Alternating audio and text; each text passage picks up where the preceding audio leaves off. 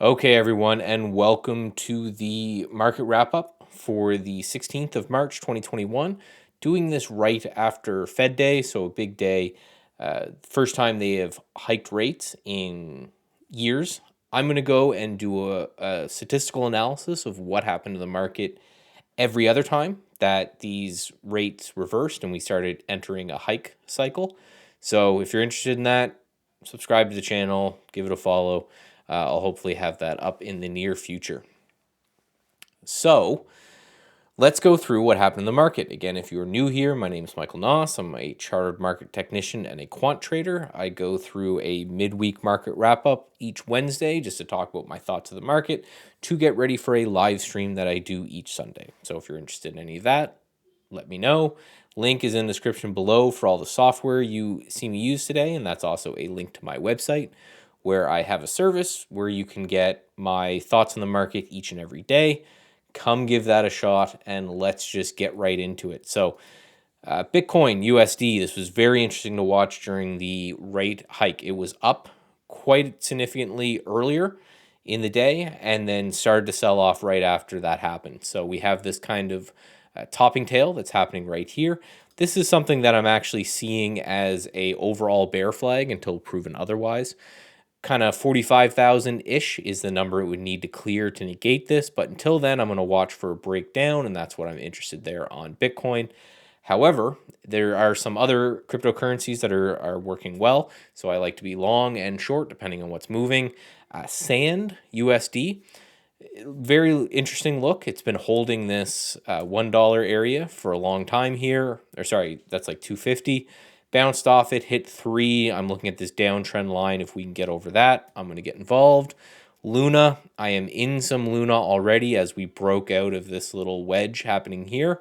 Struggling at these all-time highs, but if it can get above that, the sky is the limit with stuff like this. Now into the market. Really interesting action happened right after FOMC where we started to sell. So this is where we opened. We started to sell and close the gap, filled the gap entirely, and then the market just started rocketing. So I don't know if this was a program that initially started to sell and then, reality struck that it was only a quarter point hike as opposed to a half point hike, which was already baked in, right? So if you guys don't know, there are websites you can go to that actually show you the statistical probability of what the Fed's going to do months in advance. So this was known. There was like a 95% probability that they were going to hike rates exactly like they did. So this is not a shock event. This is not really that interesting. But what I always get interested in what happens after it.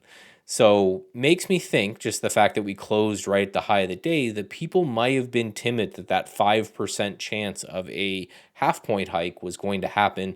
It didn't.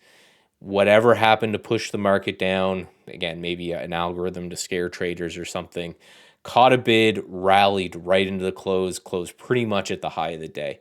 So I'm still watching. I've had this line in here for a while around 420. If we can hold above 420, I'm bullish. Looks like we're about to test this downtrend line right here. If we can get through that, sky's the limit. Personally, I still think we're going to see messy action for a while, but under 420 is where I was starting to get worried. Looks like that's off the table for at least a few days anyway. Next is SMH Semiconductor Index. So I'm taking a look at this just because this was the biggest mover of the ETFs that I watched. The sector ETFs had a little bit of a bear trap when it threw down under these lows, came back up, closed at the high of the day, did really well here. So if you guys are NVIDIA or AMD players or anything like that, it might be time to bring up those charts and take a look.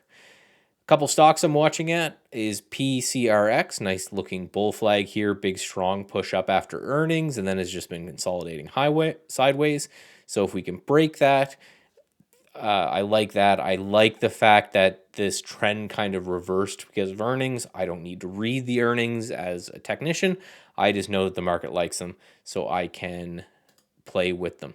This other one that I really like is Vivo. This was also an earnings play. I don't know why it's not highlighted here, but nice kind of descending or symmetrical triangle here. If we can get over 26 bucks, that one's interesting to me. As always, none of this is investment advice, but come on over to statsedgetrading.com to learn more, and I will see you there.